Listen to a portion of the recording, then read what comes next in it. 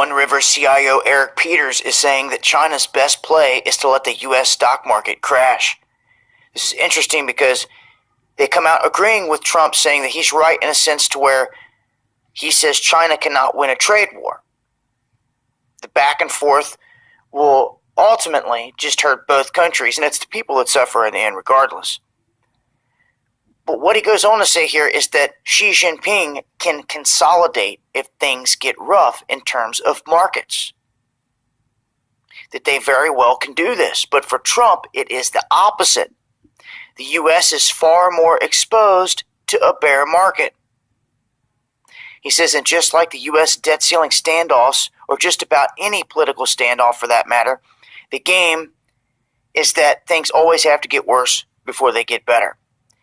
And he goes on to talk about how he views where businesses are going. And then he kind of expands on that. He sees how that prosperity is affecting others and how it affects others from there and how that grows and spawns out. He also does the reverse in seeing how downfalls of big companies can affect people, so on and so forth.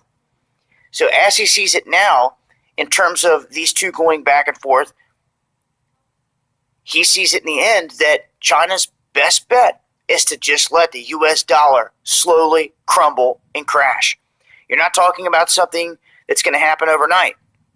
You're talking about a slow process where they're going to milk it out, where slowly gas will rise, food items will rise.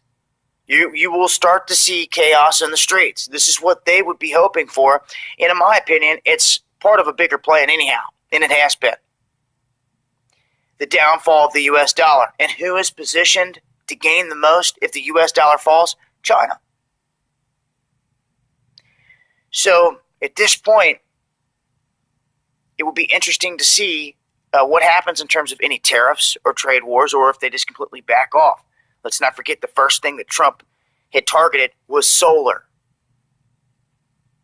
I'm going to leave a link. I will update with more as things change. It's been DAHBOO7.